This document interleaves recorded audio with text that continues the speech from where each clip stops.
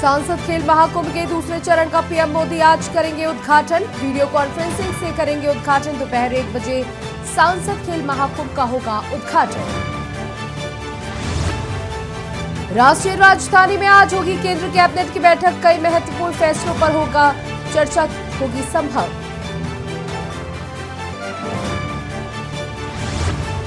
विदेश मंत्री जयशंकर 18 से 20 जनवरी तक मालदीव और श्रीलंका की यात्रा पर कई कार्यक्रमों में लेंगे भाग। सीएम योगी का बस्ती दौरा आज। सांसद हरीश द्विवेदी द्वारा आयोजित खेल महाकुंभ में होंगे शामिल। जनप्रतिनिधियों के साथ बैठक में करेंगे शिरकत। बीजेपी जिला अध्यक्ष जिला प्रभारियों की बैठक आज। बीजेपी प्रदेश मुख्यालय पर आयोजित होगी बैठक। 2024 चुनाव के लिए बूथ स्तर पर तैयारी करेगी बीजेपी। उसरी चट्टी हत्याकांड में 23 जनवरी को सुनवाई। एमपी एमएलए कोर्ट में मुख्तार अंसारी की होगी गवाही। आप देख रहे हैं के न्यूज, खबरों का सारथी। नमस्कार, आप देख रहे हैं के न्यूज। मैं हूं आपके साथ सौम्य मिश्रा। चलिए बात करते हैं खबरों की। सबसे पहले बड़ी खबर लखनऊ से। लखनऊ से इस वक्त की बड़ी खबर, जहां बीजेपी जिला अध्यक्ष जिला प्रभारियों की बैठक आज। बीजेपी प्रदेश मुख्यालय पर आयोजित होगी बैठक। 2024 चुनाव के लिए बूथ स्तर पर तैयारियां करेगी भाजपा। मतदाताओं के डेटा प्रबंधन के सिखाए जाएंगे गुण। योजनाओं के लाभार्थियों का भी जुटाया जाएगा डाटा। बीजेपी जिला अध्यक्ष जिला प्रभारियों की बैठक आज है, जहां आपको बता दें बीजेपी प्रदेश मुख्यालय पर यह बैठक आयोजित होगी। साथ ही 2024 चुनाव के लिए बूथ स्तर पर तैयारियां करेगी भाजपा।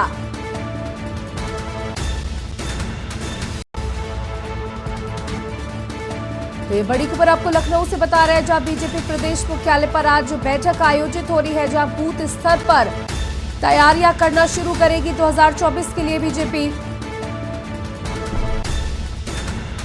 मतदाताओं का डाटा इकट्ठा करेगी। साथ ही आपको बता दें कि जो लाभार्थी है, योजनाओं के लाभार्थी, उनका भी डाटा इकट्ठा किया जाएगा। और जन जन तक पहुंचने की कोशिश में बीजेपी, जहां 2024 के चुनाव है, लोकसभा के ये महत्वपूर्ण चुनाव जिसको बीजेपी किसी भी हाल में जीतना चाहती है, जिसकी वजह से बूथ से लेकर संगठन स्तर तक बीजेपी की अब तैयारियां शुरू हो गई है। राष्ट्रीय कार्यकारिणी की बैठक के बाद अब तैयारियां तेजी से चालू हो जाएंगी। आपको बता दें आज बीजेपी प्रदेश मुख्यालय पर यह बैठक आयोजित हो रही है, जिसमें 2024 में बूथ स्तर पर तैयारियां करेगी बीजेपी। यानी कि हर एक बूथ, हर एक मतदाता तक पहुंचने की भाजपा की जो कोशिश है, अपने मतदाताओं का डेटा कलेक्शन करेगी। साथ ही जो लाभार्थी है, योजनाओं के लाभार्थी है, उनका भी डाटा इकट्ठा करेगी भारतीय जनता पार्टी। और बीजेपी के जिला अध्यक्ष जिला प्रभारियों की आज ये बैठक है, और बीजेपी मुख्यालय में बैठक आयोजित हो रही है। सभी जिला अध्यक्ष, सभी जिला प्रभारी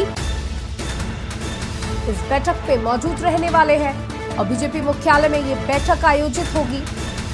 आपको बता दें इस बैठक का मुख्य उद्देश्य 2024 के चुनाव है, इसमें उत्तर प्रदेश एक बड़ी भूमिका निभाने वाला है।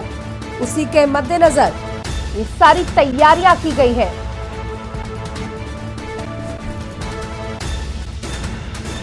आपको बता दें उत्तर प्रदेश एक बड़ा राज्य है, जहां जहां पर बीजेपी को पिछली बार गच्चा खाना पड़ा था, यानी हार का सामना करना पड़ा था। बीजेपी वहां पर मेहनत करेगी। साथ ही जो लाभार्थी है, उनका डेटा भी इकट्ठा किया जाएगा।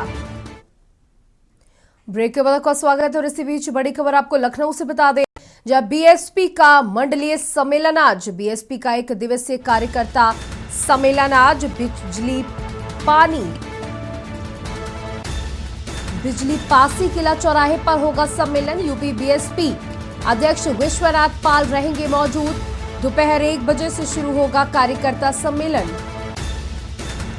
बीएसपी का मंडलीय सम्मेलन आज। बीएसपी का 1 दिवसीय कार्यकर्ता सम्मेलन आज बिजली पासी किला चौराहे पर होगा सम्मेलन। आपको बता दें कि बसपा सुप्रीमो मायावती ने अपनी प्रेस कॉन्फ्रेंस में कहा था कि 2024 के लिए बीएसपी पूरी तरीके से तैयार है।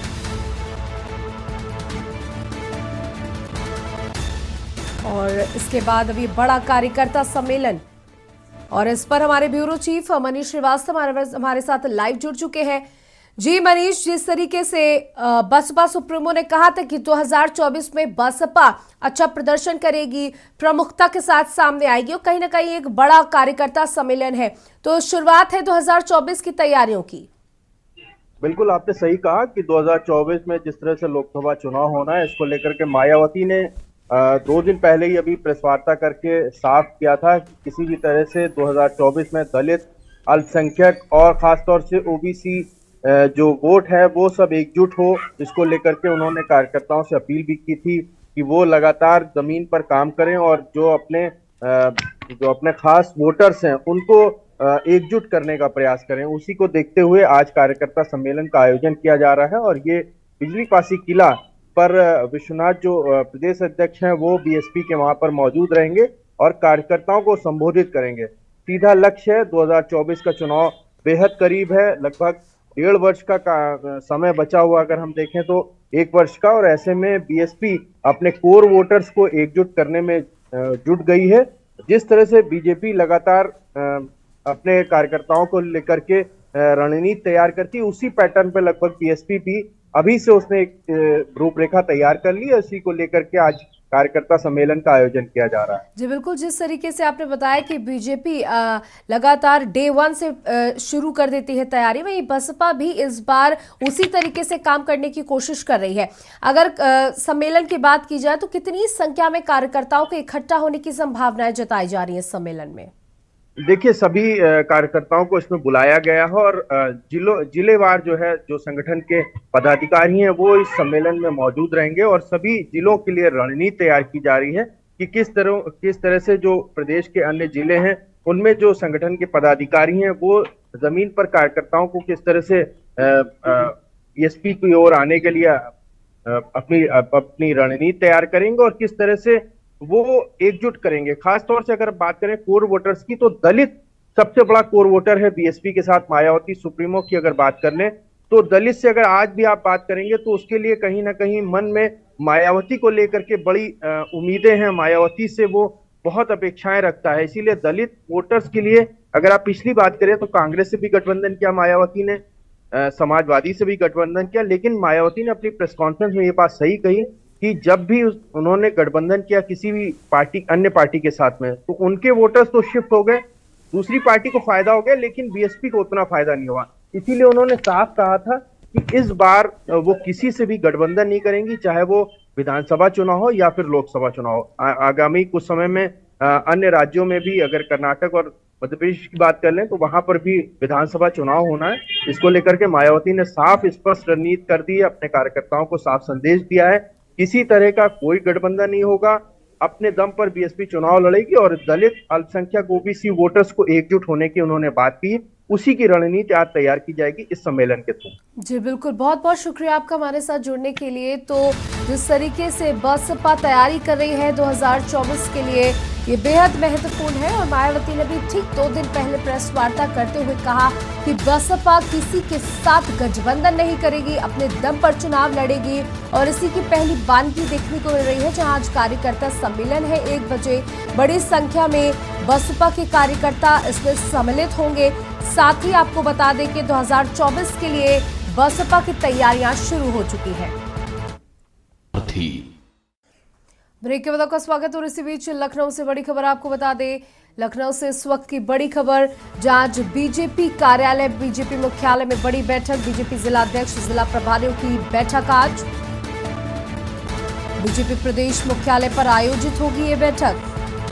आपको बता दें कि आज इस बैठक में जिलाध्यक्ष से लेकर जिला प्रभारी तक मौजूद रहेंगे और 2024 के लिए बूथ स्तर पर रणनीति तैयार की जाएगी। साथ ही आपको बता दें मतदाताओं का डेटा कलेक्शन के बारे में भी, किस तरीके से डेटा को कलेक्ट करना है उसके बारे में भी जानकारी दी जाएगी। साथ ही जो लाभार्थी है उनका डाटा भी कलेक्ट करने की बात कही गई है। जिन लोगों को बीजेपी की योजनाओं का लाभ मिला है उनकी सूची तैयार की जाएगी। और हमारे साथ हमारे एग्जीक्यूटिव एडिटर प्रदीप विश्वकर्मा जुड़ चुके हैं। जी प्रदीप जी, जिस तरीके से 2024 नजदीक आ रहा है, कार्यकारिणी की बैठक समाप्त हुई है और अनुमान लगाया जा रहा था कि इस बैठक के बाद जो तैयारियां हैं वो तेज हो जाएंगी और आज लखनऊ में ये बड़ी बैठक है, जिला स्तर पर प्रभारी अध्यक्ष सभी इकट्ठा होंगे, तो इस बैठक पे किन बिंदुओं पर बात की जा सकती है?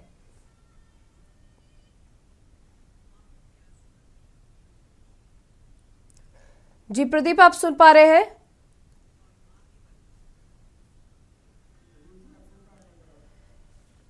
प्रदीप, आप सुन पा रहे हैं क्या? जी बिल्कुल, हम अभी लगातार संपर्क साधने की कोशिश करेंगे प्रदीप जी से। तो हमारे एग्जीक्यूटिव एडिटर हमारे साथ जुड़ेंगे और आपको बता दें लखनऊ से ये बड़ी खबर दे रहे हैं, जहां बीजेपी जिला मुख्यालय में आज ये बड़ी बीजेपी प्रदेश मुख्यालय में आज ये बैठक होनी है। जिला अध्यक्ष, जिला प्रभारी समेत कई लोग मौजूद रहेंगे और 2024 के लिए बूथ स्तर पर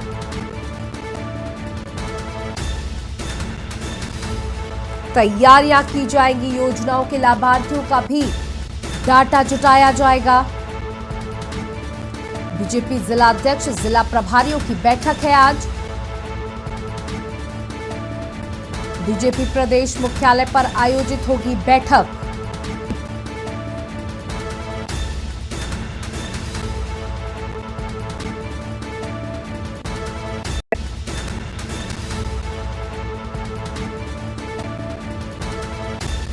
बीजेपी प्रदेश मुख्यालय पर आयोजित होगी बैठक और एक बार फिर से हमारे साथ हमारे एग्जीक्यूटिव एडिटर प्रदीप जी जुड़ चुके हैं। जी प्रदीप जी, 2024 नजदीक है और ये बड़ी बैठक सबसे पहले उत्तर प्रदेश में आयोजित हो रही है। जिला स्तर पर कहीं ना कहीं कार्यकर्ताओं का डेटा इकट्ठा किया जाएगा और कौन कौन से बिंदुओं पर इस बैठक में चर्चा हो सकती है? देखिए, आज की अगर बैठक की बात करें तो बहुत महत्वपूर्ण इसलिए है क्योंकि जिला अध्यक्षों की बैठक है और जिला प्रभारियों की बैठक है, तो ये बहुत ही महत्वपूर्ण रोल अदा करते हैं चुनाव जीतने में या हराने में। तो उनकी बैठक है, उनके साथ में डाटा शेयर किया जाएगा, डाटा निकाला जाएगा कि कितना डाटा है और कितने वहां पर मतदाता है, उन मतदाताओं का डाटा पूरा निकाला जाएगा, शेयर किया जाएगा उनसे। सबसे बड़ी बात यह कि जो आज मीटिंग है उसमें सोशल मीडिया के लोगों को भी रखा गया है और उनको भी ट्रेनिंग दी जाएगी कि कैसे आप लोगों से संपर्क करें। ज्यादा से ज्यादा बम्बार्डमेंट करने की कोशिश की जा रही है कि ज्यादा से ज्यादा डाटा जुटाया जाए और लोगों को सोशल मीडिया के माध्यम से कनेक्ट किया जाए और उसके बाद उसमें पूरी तरीके से छा जाया जाए। यानी कि ऐसा माहौल बना दिया जाए, परसेप्शन बना दिया जाए कि भारतीय जनता पार्टी के आगे कोई दूसरा कुछ है नहीं, सिर्फ अगर कोई है तो वो भारतीय जनता पार्टी है। लाभार्थियों का डाटा बैंक निकाला गया है। बताते चले कि ये एक बहुत ही बड़ा वोट बैंक के रूप में उभर के आया है। एक नया वोट बैंक है जो उभर करके आया है। जो लाभार्थी हैं जिनको चाहे उज्ज्वला गैस योजना से लाभ मिला हो या मकान बनाने के लिए पैसा मिला हो, ऐसे लोगों से लगातार संपर्क साधा जा रहा है कि आपको कितना लाभ मिला है और आगे आपकी क्या लाभ चाहते हैं, तो जिससे कि उनमें एक उत्सुकता बनी रहे कि भारतीय जनता पार्टी ने ये लाभ हमको दिया और आगे और भी लाभ हमको मिल सकता है। तो उनसे कनेक्टिविटी बनाए रखने की बात की गई है। ऐसे में ये जो जिला अध्यक्ष है, जिला प्रभारी है और मीडिया के जो लोग हैं, सोशल मीडिया के जो लोग हैं, वो बहुत ही अहम किरदार निभाते हैं और इस लिहाज से ये मीटिंग आज बहुत ही महत्वपूर्ण होने जा रही है। जी बिल्कुल, जिस तरीके से कई चर्चा लगाई जा रही थी कि जो जिला अध्यक्ष है उनको डेटा मैनेजमेंट करना सिखाया जाएगा कि किस तरीके से आपको डेटा कलेक्ट करना है, जो हमारे मतदाता हैं, साथ ही जो लाभार्थी है उनका डेटा कैसे कलेक्ट करना है, तो ये सारे प्रशिक्षण दिए जाएंगे। साथ ही हमेशा से हर चुनावों में देखा गया है कि बीजेपी जो है वो अपने हर एक कार्यकर्ता को पद देती है, काम देती है, तो कहीं ना कहीं एक इम्पोर्टेंस वाली बात आ जाती है, तो हर कार्यकर्ता के मन में आता है कि नहीं, वो पार्टी का एक प्रमुख सदस्य है। तो इस पर भी क्या कोई बातचीत होगी आज? देखिए, इसमें कोई शक नहीं है कि भारतीय जनता पार्टी अपने एक एक कार्यकर्ता को, एक एक जो उनका नेता है उसको महत्वपूर्ण रोल देती है और वो उसको महसूस कराती है कि आप हमारे लिए कितना महत्वपूर्ण है। और उसके बाद वो आदमी पूरी तरीके से जुट जाता है पार्टी को जिताने के लिए। कोई भी आदमी हो, चाहे चुनाव जीता हो या हारा हो, उसको मंत्रिमंडल में जगह मिली हो या ना मिली हो। हम बात करें चाहे पूर्व उप मुख्यमंत्री दिनेश शर्मा की बात करें या सिंह साहब की बात करें, जितने भी कैबिनेट, संगीत सोम की बात करें, राणा की बात करें, जो चुनाव हार गए हैं लेकिन उसके बावजूद भी उनको काम पर लगाया गया है। चाहे भी जितने भी विधायक हो या हारे हुए सांसद हैं, उन सबको काम पर लगाया गया है। तो भारतीय जनता पार्टी अपने एक एक व्यक्ति को काम पर लगाती है, उसको महसूस कराती है कि उसका पूरा रोल है और वो रोल उसको अदा करना है। इस लिहाज से भी एक बहुत अहम मीटिंग है, क्योंकि जितने भी लोग आएंगे उनको डाटा दिया जाएगा कि आप अपने बूथ का जो जितने जिला का जितने डाटा है, लाभार्थियों का डाटा है, उसको अलग अलग करें। जो मतदाता है वो डाटा आपके पास होना चाहिए। उनसे सोशल मीडिया पर आप कैसे कनेक्ट करेंगे, उनसे कैसे बात करेंगे, उससे लगातार उनके संपर्क में रहेंगे, फोन करेंगे, उनके घर जाएंगे, उनके साथ बैठकी करेंगे। तो ये कनेक्टिविटी का काम जो है लगातार किया जाना है, जिसका फायदा भारतीय जनता पार्टी को लगातार मिल रहा है। और यही कारण है कि इस पर पूरी तरीके से फोकस किया जा रहा है कि लोगों से कनेक्ट हुआ जाए। ऐसा ना हो कि सरकार है और सरकार पर अक्सर ये आरोप लगते हैं कि जब सरकार बन जाती है तो घमंड अपने आप में आ जाता है और लोग आम जनता से दूर हो जाते हैं। तो सलाह ये दी गई है कि आप आम जनता से कनेक्ट रहें और उनके साथ लगातार संवाद बनाए रहें, जिससे कि उन्हें महसूस हो कि नहीं, भारतीय जनता पार्टी आपके लिए काम कर रही है। और यही कारण है कि इस मीटिंग को यहाँ पर रखा गया है, जिससे कि उन्हें पूरी तरीके से ट्रेनिंग किया जा सके, उन्हें बताया जा सके कि कैसे आपको सोशल मीडिया का इस्तेमाल करना है, कैसे आपको लोगों से कनेक्ट होना है, लाभार्थियों से कैसे कनेक्ट होना है, और उसका पूरा डाटा आपके पास होना चाहिए। और सोशल मीडिया पर इतना बम्बार्डमेंट कर देना है कि विपक्षी पार्टी कहीं करना है। इस बात में कोई शक नहीं है कि Bharatiya Janata party social media के मामले में सारे लोगों से कहीं बहुत आगे दिखाई देती है। विपक्षी पार्टियां, चाहे समाजवादी पार्टी की बात करें, बसपा की बात करें या कांग्रेस की बात करें, उनका मीडिया मैनेजमेंट उतना अच्छा नहीं है, जबकि भारतीय जनता पार्टी उनसे कहीं बहुत ज्यादा आगे नजर आती है। जी, बहुत बहुत शुक्रिया आपका प्रदीप जी हमारे साथ जुड़ने के लिए। तो हमारे एग्जीक्यूटिव एडिटर प्रदीप जी जुड़े हुए थे हमारे साथ, जिन्होंने पूरी जानकारी दी कि किस तरीके से बीजेपी बूथ जीतो चुनाव जीतो की रणनीति पर एक बार फिर से उतर कर आई है। जहां आपने यूपी विधानसभा चुनावों में भी देखा था कि जहां बड़े बड़े नेताओं ने भी सिर्फ एक नारा रखा था, बूथ जीतो चुनाव जीतो का नारा। ब्रेक के बाद आपका स्वागत है और इसी बीच बड़ी खबर प्रयागराज से बता दें आपको, जहां बाहुबली अतीक अहमद की मुसीबत एक बार फिर से बढ़ी है। हाई कोर्ट ने विशेष अदालत को आदेश दिए हैं, राजूपाल हत्याकांड का ट्रायल पूरा कर 2 महीने के अंदर फैसला सुनाया जाए। गवाहों की प्रति परीक्षा की अनुमति का आदेश रद्द। तो अतीक अहमद की मुश्किलें और बढ़ सकती है, जहां गवाहों के प्रति परीक्षा की अनुमति का आदेश रद्द, यानी कि अब गवाहों का इंतजार नहीं करें और फैसला सुनाए। 2 महीने के अंदर फैसला सुनाने की हाईकोर्ट ने विशेष अदालत को निर्देश दिए हैं। राजूपाल हत्याकांड का ट्रायल पूरा कर 2 महीने के अंदर फैसला सुनाया जाए। हाईकोर्ट ने स्पेशल कोर्ट को दिए निर्देश, गवाहों के प्रति परीक्षा ना करें। और इस खबर पर अधिक जानकारी के लिए हमारे संवाददाता विनय जुड़ चुके हैं।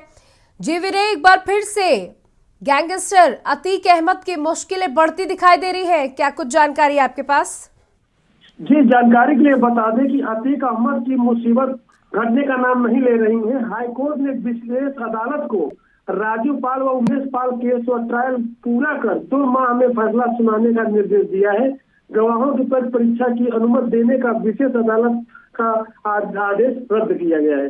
विधायक राजूपाल हत्याकांड में बाहुबली पूर्व सांसद अतीक अहमद की मुसीबत बढ़ने वाली है। इलाहाबाद हाईकोर्ट में विशेष न्यायाधीश MP MLA प्रयागराज के आदेश को रद्द किया गया है।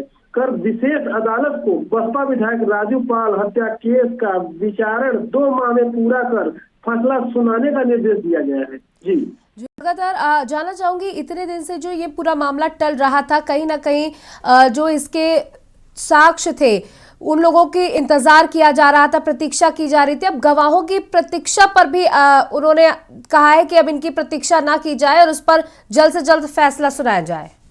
जी बिल्कुल, इलाहाबाद हाईकोर्ट का यही निर्देश है एमपीएमएलए कोर्ट को कि इसमें जल्द से जल्द सुनवाई की जाए। जी बहुत बहुत शुक्रिया आपका जुड़ने के लिए। तुम्हारे संवाददाता जुड़े हुए थे जिन्होंने बताया कि कोर्ट ने बहुत ही सख्ती के साथ 2 महीने के अंदर इस पूरे मामले में सुनवाई के निर्देश दिए हैं कि पूरे मामले को जल्द से जल्द समझा जाए और निस्तारण किया जाए। 2 महीने के अंदर इस पूरे मामले में निस्तारण के आदेश हाईकोर्ट ने विशेष अदालत को दिए हैं।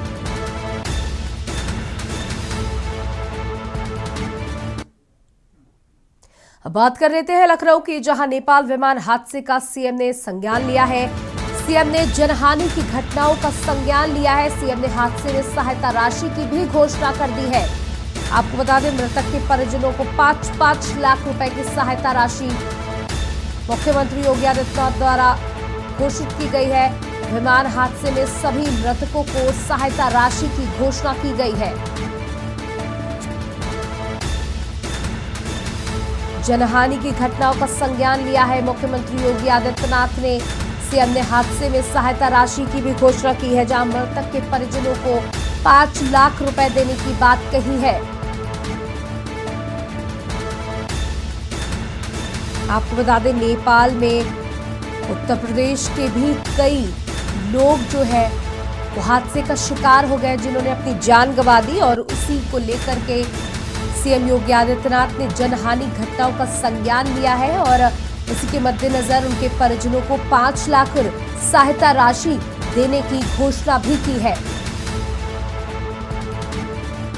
तो मृतकों के परिजनों को 5-5 लाख रुपए की सहायता राशि देने की बात कही गई है। सीएम ने जनहानि की घटनाओं का संज्ञान लेते हुए ये मदद राशि 5-5 लाख रुपए की सहायता राशि देने की बात कही है। वहीं आपको बता दें, सीएम योगी आदित्यनाथ ने ट्वीट किया है और पूर्व सीएम वीर बहादुर सिंह की जयंती पर श्रद्धांजलि अर्पित की है। वीर बहादुर सिंह की जयंती पर उन्होंने विनम्र श्रद्धांजलि अर्पित की। उन्होंने लिखा कि सादगी व शुचिता से पूरित आपका जीवन प्रेरणास्पद है।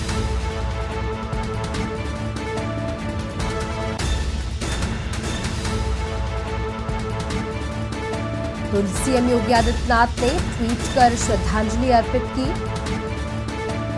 तो ट्वीट देख रहे हैं, उत्तर प्रदेश के पूर्व मुख्यमंत्री वीर बहादुर सिंह की जयंती पर विनम्र श्रद्धांजलि अर्पित की है योगी आदित्यनाथ ने। उन्होंने लिखा कि सादगी व शुचिता से पूरित आपका जीवन प्रेरणास्पद है। तो आज पूर्व मुख्यमंत्री बहादुर सिंह की जयंती है और उनकी जयंती पर विनम्र श्रद्धांजलि अर्पित करते मुख्यमंत्री योगी आदित्यनाथ। अब खबर मेरठ से है, जहां सीटेट परीक्षा के 2 सॉल्वर गिरफ्तार कर लिए गए हैं। 2 पेपर सॉल्वरों को एसटीएफ ने गिरफ्तार किया है। दूसरी पाली के पेपर में किया गिरफ्तार। मोटी रकम लेकर अभ्यर्थियों को भर्ती कराने का करते थे काम। मुखबिर की सूचना पर गिरफ्तार किया। कैलाशी हॉस्पिटल के पास से गिरफ्तार किया गया। दोनों सॉल्वरों के पास से पेपर और 3 मोबाइल बरामद किए गए हैं।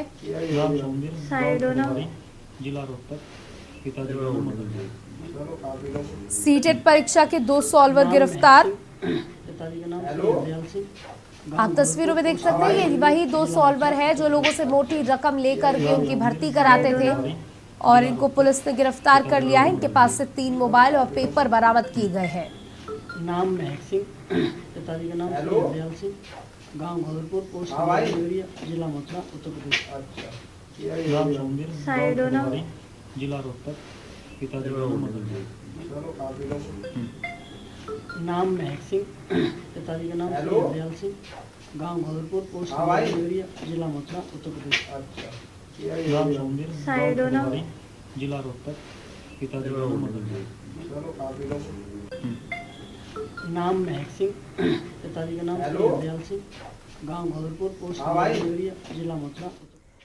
तो मेरठ से आपको खबर बता रहे हैं, जहां सीटेट परीक्षा में 2 सॉल्वरों को एसटीएफ ने गिरफ्तार कर लिया है और एक गोरखपुर का रहने वाला बताया जा रहा है। वो खुद अपने घर का पता गोरखपुर बता रहा है और मोटी रकम लेकर अभ्यर्थियों को भर्ती कराने का काम करते थे ये दोनों। और पुलिस ने इनकी गिरफ्तारी, मुखबिर की सटीक सूचना पर इन दोनों की गिरफ्तारी की गई है।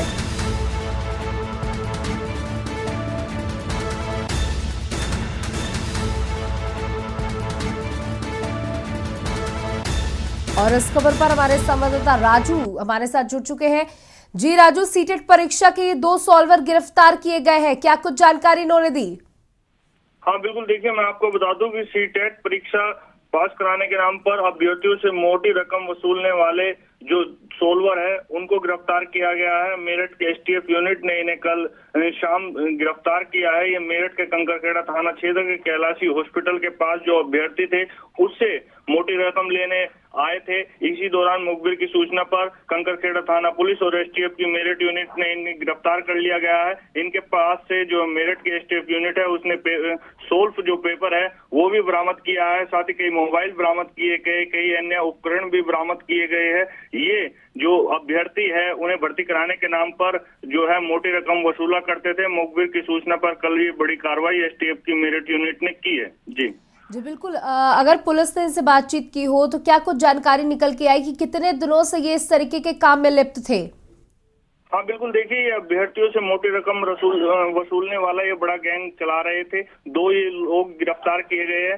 अन्य और अभी जो इस गिरोह के युवक है, सदस्य है, वो अभी फरार है। पुलिस दोनों युवकों से पूछताछ करने में जुटी है। दोनों अलग अलग जगह के रहने वाले, एक हरियाणा तो एक मथुरा का बताया गया है। पुलिस दोनों युवकों से पूछताछ कर रही है। जल्दी अन्य जो इनके साथी है उन्हें भी गिरफ्तार कर लिया जाएगा। पुलिस का कहना है कि ये मोटी रकम लेकर अभ्यर्थियों को सीटेट का जो पेपर है वो दे रहे थे ताकि वो पास हो जाए और भर्ती हो जाए। उससे पहले मुखबिर की सूचना पर मेरठ की एसटीएफ यूनिट ने इन दोनों को मेरठ के कंकरखेड़ा थाना क्षेत्र के कैलाशी हॉस्पिटल के पास से गिरफ्तार कर लिया है। अब अन्य इनसे पूछताछ जारी है। बहुत बहुत शुक्रिया राजू शर्मा हमारे साथ जुड़ने के लिए। तो आपको बता दें कि इनके साथ कई और साथी है जिनका पुलिस लगातार खोजबीन कर रही है और पुलिस का कहना है कि जल्द से जल्द बाकी के भी सॉल्वर्स को पकड़ लिया जाएगा। तो कई दिनों से ये इस कामों में लिप्त थे और अभ्यर्थियों को मोटी रकम उनसे ले करके उनको भर्ती कराने का काम करते थे और मुखबिर की सटीक सूचना के बाद दोनों की गिरफ्तारी कर ली गई है।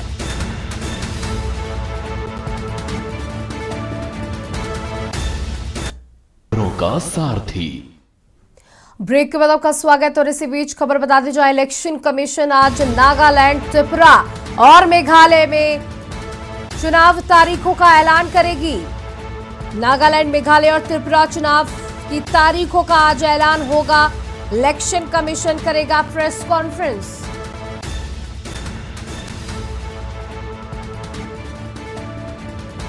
दोपहर 2:30 बजे चुनाव आयोग की press conference.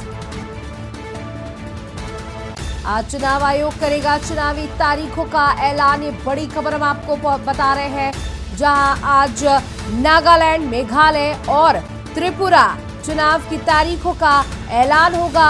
Election commission press conference के माध्यम से तारीखों का ऐलान करेगा। आपको बता दें, दोपहर 2:30 बजे चुनाव की तारीखों का ऐलान किया जाएगा प्रेस कॉन्फ्रेंस के माध्यम से। चुनाव आयोग आज चुनावी तारीखों का ऐलान करेगा। तो ये 3 राज्य नागालैंड, मेघालय और त्रिपुरा की चुनावी तारीखों का ऐलान होगा।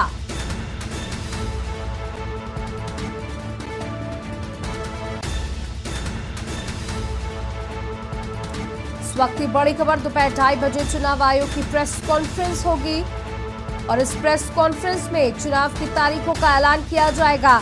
आपको बता दें, नागालैंड, मेघालय और त्रिपुरा में चुनाव होने हैं।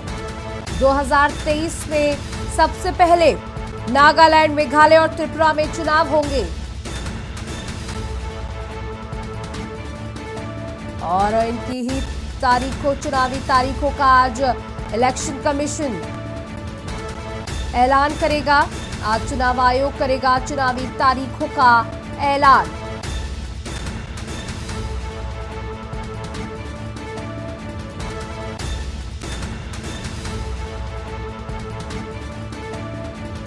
को बड़ी खबर बता रहे हैं, जहां आज दोपहर 2:30 बजे प्रेस कॉन्फ्रेंस के माध्यम से तारीखों का ऐलान होगा। त्रिपुरा, नागालैंड और मेघालय में चुनाव होने हैं, जिनकी तारीखों का ऐलान करेगा चुनाव आयोग।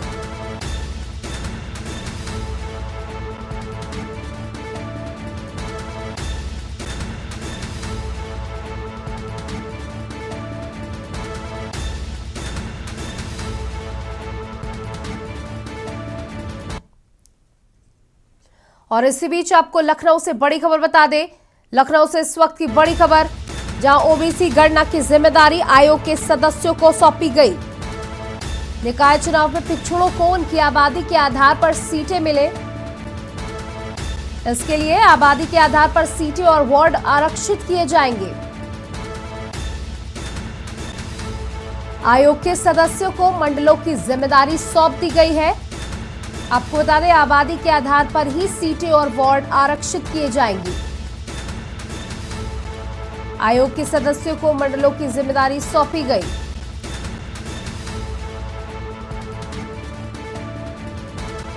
मंडलीय बैठकों की प्रक्रिया को इस माह के अंत तक पूरा कर लिया जाएगा, जहां जिलों से मिलने वाले डेटा के मिलान की प्रक्रिया भी शुरू की जाएगी।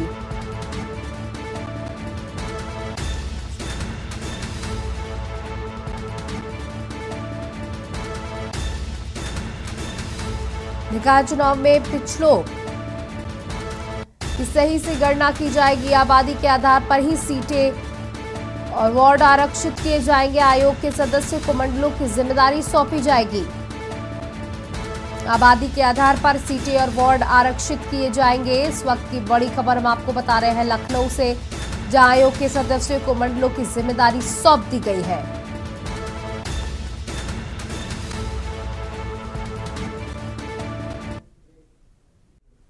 ब्रेक के बाद आपका स्वागत है। और इसी बीच हरदोई से बड़ी खबर आपको बता दें, जहां 3 माह की मासूम के साथ अमानवीयकृत महिला बेटी को घर में छोड़ गई थी। जानवरों को चारा डालने पड़ोसी युवक उसके खिलाने के बहाने ले गया था। मासूम के रोने की आवाज पर महिला ने देखा हाल।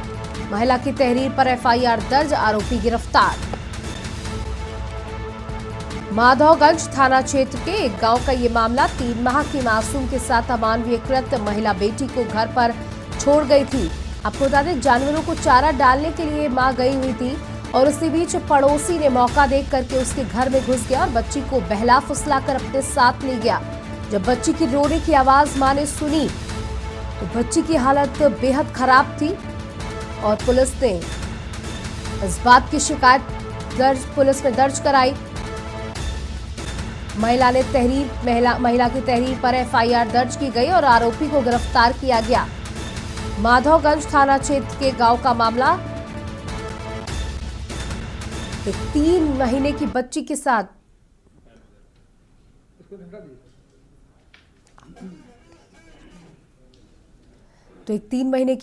साथ इस तरीके का कृत्य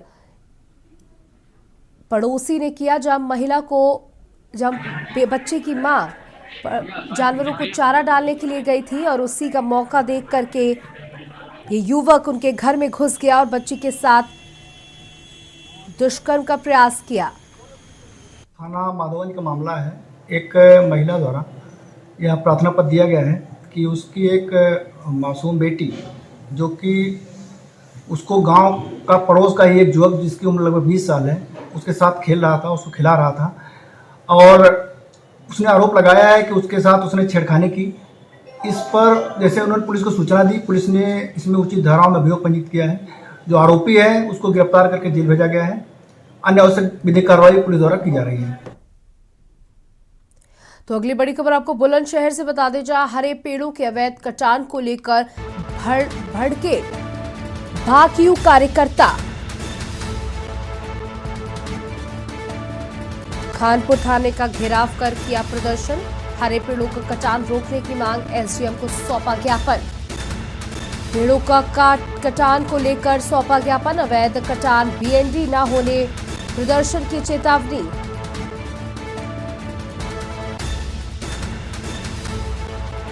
चौबीस को डीएफओ कार्यालय पर प्रदर्शन की चेतावनी दी है। हरे पेड़ों के अवैध कटान को लेकर भड़के भाकियू कार्यकर्ता।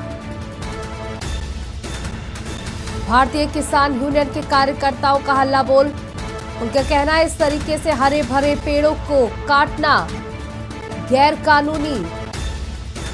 और गैर जिम्मेदाराना। उन्होंने कहा कि अगर इसी तरीके से ये पेड़ कटेंगे तो हम बड़ा आंदोलन करेंगे।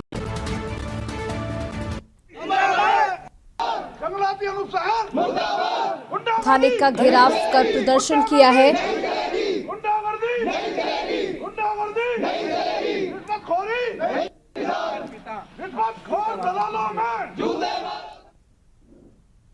वहीं बुलंदशहर में 6 दिन से लगातार तापमान गिरा है। सूखी बर्फ खेतों में सफेद चादर की तरह दिखाई दे रही है। लगातार बर्फ पड़ने से किसानों के माथे पर लकीरें छाई हुई है। बर्फ से आलू और सरसों की फसल को भारी नुकसान का अनुमान लगाया जा रहा है। तो आपको बता दें, बुलंदशहर में लगातार तापमान में गिरावट दर्ज की जा रही है, जिसकी वजह से ये सफेद बर्फ, सफेद आप देख सकते हैं, सफेद ओस की तरह ये बर्फ फसलों के ऊपर जमा हो गई है, जिससे आलू की और सरसों की फसल बर्बाद होने का अनुमान लगाया जा रहा है। किसान बेहद परेशान है इस तरीके के मौसम के बदलावों से, और किसानों की ये लहलहाती फसल पूरी तरीके से बर्बाद हो रही है।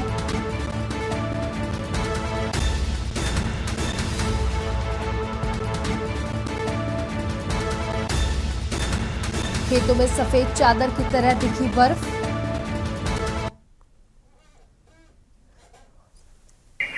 बर्फ पड़ रही है कितनी, और लहटा को आलू नुकसान है सगड़ो। कछुना बचरो लहटा में गैया बेजार है, बिकट कछुरा छोड़ रहे गैया बेजार, कब तक बैठे रहे मैं। तो जो बर्फ पड़ी से कैसा नुकसान होगा? बहुत नुकसान है बर्फ से हमारा, लहटा को ज्यादा और आलू को भी नुकसान है। तो कै दिन से बर्फ पड़ रही है? 1 हफ्ता से हो गया या बर्फ को परत कितना जबरदस्त पड़ो, और 5-7 दिन से लगातार पारो पड़ो बहुत तगड़ो। और किसान कैसे जीवो देखो, लाया कि सब फरी जिंदगी सब टोटल, और कैसे जीवे वो किसान, और क्या हो गया कि हालत क्या होगी, तो सब मरे को। तो ये पारे से किस तरह का नुकसान होगा?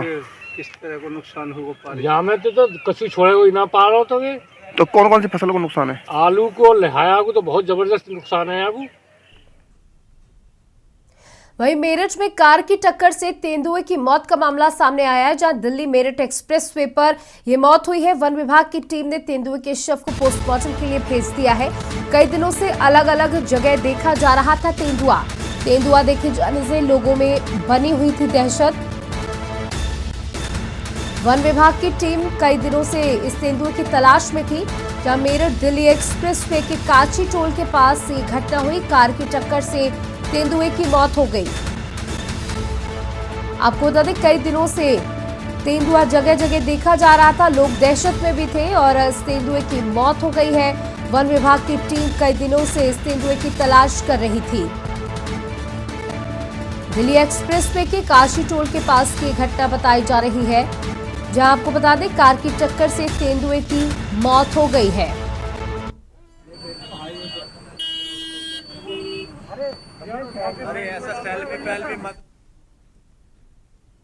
सोहेबगंज जिला मुख्यालय पर स्थित टाउन हॉल परिसर प्रांगण में भाजपा की ओर से राजमहल के विधायक अनंत ओझा के नेतृत्व में उच्च स्तरीय विधानसभा बैठक बुलाई गई। वहीं बैठक में मुख्य अतिथि के रूप में केंद्र रेल राज्य मंत्री राव साहेब पाटिल दानवे शामिल हुए। आगे आपको बता दें कि भव्य कार्यक्रम में केंद्र रेल राज्य मंत्री को सभी कार्यकर्ताओं ने बुके एवं पुष्प गुच्छ देकर सम्मानित किया और उन्हें साहिबगंज जिले की विभिन्न समस्याओं से अवगत कराया। इसके बाद मंत्री ने सभी समस्याओं का अविलंब निष्पादन करने का आश्वासन दिया।